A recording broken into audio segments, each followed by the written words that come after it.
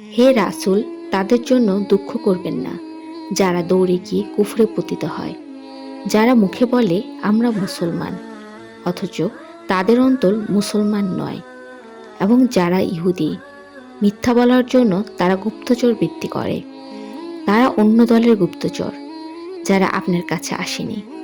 তারা বাক্যকে স্বস্থান থেকে পরিবর্তন করে। তারা বলে, যদি তোমরা এই নির্দেশ পাও তবে কবুল করে নিও, এবং যদি এই নির্দেশ না পাও তবে বিরত থেকো। আল্লাহ যাকে পথভ্রষ্ট করতে চান তার জন্য আল্লাহর কাছে আপনি কিছু করতে পারবেন না।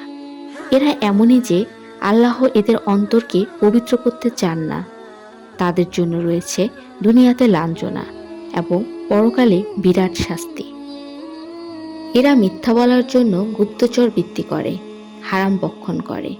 অতএব তারা যদি আপনার কাছে আসে তবে হয় তাদের মধ্যে ফয়সালা করে দিন, না হয় তাদের ব্যাপারে নিলুপ্ত থাকুন। যদি তাদের থেকে নিলিপ্ত থাকেন তবে তাদের সাধ্য নেই যে আপনার বিন্দুমাত্র ক্ষতি করতে পারে। যদি ফয়সালা করেন তবে ন্যায়ভাবে ফয়সালা করুন। নিশ্চয়ই আল্লাহ সুবিচারককারীদেরকে ভালোবাসেন। তারা আপনিকে কেমন করে বিচারক নিয়োগ করবে, অথচ তাদের কাছে তাওরাত রয়েছে, তাতে আল্লাহর নির্দেশ আছে। অতঃপর এরা পিছনের দিকে মুখ ফিরিয়ে নেয়। তারা কখনো বিশ্বাসী নয়। আমি তাওরাত অবতীর্ণ করেছি, এতে হেদায়েত ও আলো রয়েছে। আল্লাহর আজ্ঞাবহ পয়গম্বর, দরবেশ ও আলেমরা এর মাধ্যমে ইয়াহুদীদেরকে ফয়সালা দিতেন, কেননা তাদেরকে এ খোদাই গ্রন্থের দেখাশোনা করার নির্দেশ দেওয়া হয়েছিল এবং তারা এর রক্ষণাবেক্ষণে নিযুক্ত ছিলেন। অতএব তোমরা মানুষকে ভয় করো না এবং আমাকে ভয় করো, এবং আমার আয়াতসমূহের বিনিময়ে স্বল্প মূল্যে গ্রহণ করো না। যেসব লোক আল্লাহ যা অবতীর্ণ করেছে সে অনুযায়ী ফয়সালা করে না, তারাই কাফের।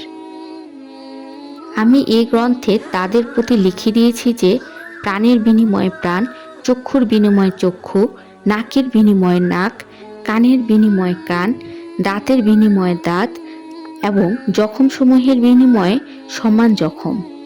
অতঃপর যে ক্ষমা করে সে গুনাহ থেকে পাক হয়ে যায়। যে সব লোক আল্লাহ যা অবতীর্ণ করেছেন সে অনুযায়ী ফয়সালা না করে তারাই জালেম। আমি তাদের পিছনে মরিয়ম তনয় ঈসাকে প্রেরণ করেছি। তিনি পূর্ববর্তী গ্রন্থ তাওরাতের সত্যায়নকারী ছিলেন। আমি তাকে ইনজিল প্রদান করেছি, এতে হেদায়েত ও আলো রয়েছে। এটি পূর্ববর্তী গ্রন্থ তাওরাতের সত্যায়ন করে, পথ প্রদর্শন করে, এবং এটি খোদাভীরুদের জন্য হেদায়েত উপদেশবাণী। ইনজিলের অধিকারীদের উচিত আল্লাহ তাতে যা অবতীর্ণ করেছেন সে অনুযায়ী ফয়সালা করা। যারা আল্লাহ যা অবতীর্ণ করেছেন সে অনুযায়ী ফয়সালা করে না, তারাই পাপী। আমি আপনার প্রতি অবতীর্ণ করেছি সত্য গ্রন্থ, যা পূর্ববর্তী গ্রন্থসমূহের সত্যায়নকারী এবং সেগুলোর বিষয়বস্তু রক্ষণাবেক্ষণকারী।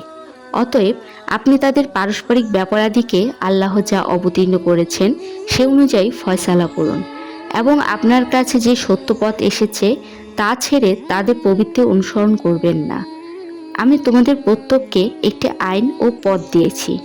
যদি আল্লাহ চাইতেন তবে তোমাদের সবাইকে এক উম্মত করে দিতেন, কিন্তু এইরূপ করেননি, যাতে তোমাদেরকে যে ধর্ম দিয়েছেন তাতে তোমাদের পরীক্ষা নেন। অতএব দৌড়ে কল্যাণকর বিষয়াদি অর্জন করো। তোমাদের সবাইকে আল্লাহর কাছে প্রত্যাবর্তন করতে হবে। অতঃপর তিনি অবহিত করবেন সে বিষয়ে যাতে তোমরা মতবিরোধ করতে। আর আমি আদেশ করছি যে আপনি তাদের পারস্পরিক ব্যাপারাদিতে আল্লাহ যা নাজিল করেছেন সে অনুযায়ী ফয়সালা করুন। তাদের প্রবৃত্তি অনুসরণ করবেন না, এবং তাদের থেকে সতর্ক থাকুন যেন তারা আপনাকে এমন কোনো নির্দেশ থেকে বিচ্যুত না করে যা আল্লাহ আপনার প্রতি নাজিল করেছেন। অনন্তর যদি তারা মুখ ফিরিয়ে নেয় তবে জেনে নিন আল্লাহ তাদেরকে তাদের গুনাহের কিছু শাস্তি দিতেই চেয়েছেন। মানুষের মধ্যে অনেকেই নাফরমান। তারা কি জাহিলিয়াত আমলের ফয়সালা কামনা করে? আল্লাহর পক্ষে বিশ্বাসীদের জন্য উত্তম ফয়সালাকারী কে?